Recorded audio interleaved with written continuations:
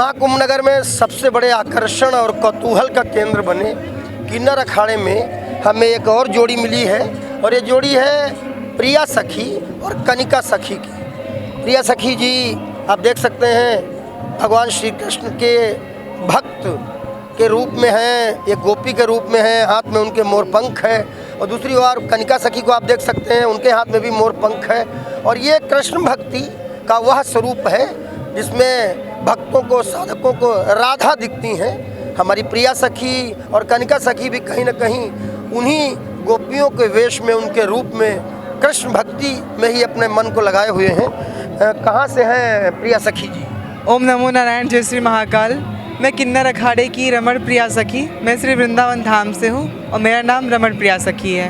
हम श्री धाम वृंदावन में वास करते हैं। हमें इस भेष में आए हुए, संन्यास लिए हुए हमें 2 साल हो गए और हमें गुरु दीक्षा हुए। हमारे गुरु श्री कृष्णानंद गिरी जी महाराज, जो भी जल्दी ही महामंडलेश्वर बनी है वृंदावन से, मैं उनकी शिष्य हूँ। और आप सभी को तहे दिल से मैं किन्नर अखाड़े में हार्दिक स्वागत करती हूँ। ये जो महाकुंभ है, मैं इसकी क्या विशेषता बताऊँ। 144 साल बाद आने वाला ये जो महाकुंभ अमृत स्नान है, आप सब भी जरूर आइए और इस अमृत स्नान का लाभ उठाइए।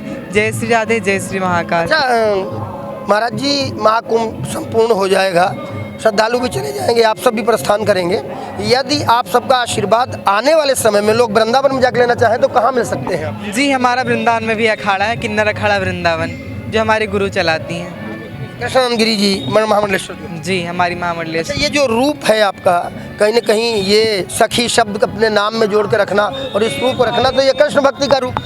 वृंदावन में कहते हैं साड़ी वाली हो या दाढ़ी वाली, वहाँ स्त्री हो या पुरुष हो, हर कोई सखी है, हर कोई सखी भाव में होता है। कि हमारे परम पूज्य प्रेमानंद जी महाराज, हमारे बड़े बड़े संत अनिरुद्धाचार्य जी, जितने भी इंद्रेश जी महाराज, पुंडरीक गोस्वामी जी महाराज, हर कोई महान संत, जितने भी ब्रज के रसिक संत हैं, सब सखी भाव में होते हैं। क्योंकि वृंदावन में बस एक ही हमारा पुरुष है, वो भी परम परमात्मा श्री कृष्ण। उसके अलावा जितनी भी हैं गोपियाँ हैं। कहते हैं कि ब्रज में एक बार जब मीराबाई प्रथम बार जब दर्शन करने आई गोविंद देव जी के, जीव गोस्वामी जी के ठाकुर गोपीनाथ जी के, तो उनके जो गोस्वामी जी थे उन्होंने बोला कि हम स्त्रियों के दर्शन नहीं करते, हम बस पुरुष के दर्शन करते हैं। तो मीराबाई झरोखों से बोली कि यहाँ पे पुरुष कौन हो गया, पुरुष तो केवल हमारा राधा रमण लाल, हमारा एक ही ठाकुर है। तो जैसे ही उन्होंने ये शब्द बोले मीराबाई ने, जीव गोस्वामी जी ने आकर तुरंत मीराबाई के चरण पकड़ लिए कि देवी हमें क्षमा करें, हमें गलती हो गई, मैं पहचान नहीं पाया कि कौन सखी है यहाँ पे। तब से वो सखी भाव में आई। ये होती है सखियों की मर्यादा।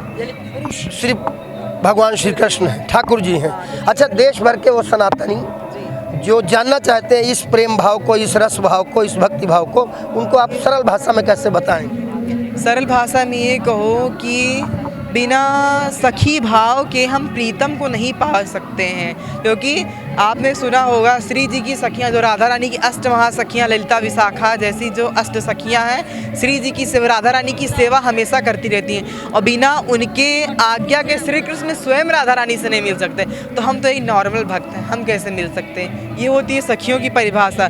जब प्रथम बार शरद पूर्णिमा के दिन भोलेनाथ ने गोपी रूप धारण करके, जो गोपेश्वर महादेव बन के हमारे ब्रज में विराजते हैं, वो जब सखी भाव में आए, तो जब वो महारास में प्रवेश करने वाले थे, तो ललिता सखी, जो सखियों की महारानी बोलते हैं, उन्होंने रोक दिया कि कोई पुरुष अंदर नहीं जा सकता। तो उन्हें फिर सखी भाव की दीक्षा दी, सखी क्या होती है। तो महादेव स्वयं सखी बन के ब्रजरास में आए और उन्हें सखी की भेष मिली। तब से वो गोपेश्वर महादेव बन के हमारे ब्रज में विराजते हैं। और स्वयं सोच लीजिए, जटाधारी हैं, त्रिकाल, जिसे परम पुरुष कहते हैं, उनके बड़ा पुरुष कोई जो तांडव करता है, उनके बड़ा पुरुष कोई है ही नहीं। वो स्वयं जब सखी भाव में आ गए, तो हम तो एक नॉर्मल इंसान हैं। क्या संदेश है नौजवानों के लिए, बुजुर्गों के लिए, महिलाओं के लिए, दुनिया के उन सभी सनातनियों के लिए जो यहाँ अभी नहीं आ पाए?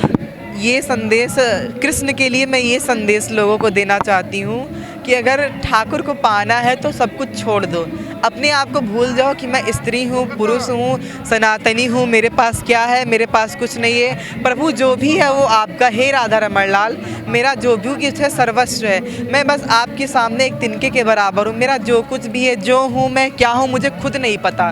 तब भगवान आपको अपनाएंगे। अब भगवान को कोई बता सकता है क्या कि हम क्या हैं? तो इसलिए हम यही संदेश देना चाहते हैं कि भगवान के सामने कभी भी मांगिए नहीं, बस अपने आप को समर्पण कर दीजिए। हे नाथ, अब तुम मेरे हो। रमण प्रिया सखी, नेत्रों में वो विहंगम भाव है, वो अद्भुत भाव है कि आप उनसे नेत्र नहीं मिला सकते। वृंदावन परम धाम है प्रभु श्री कृष्ण का।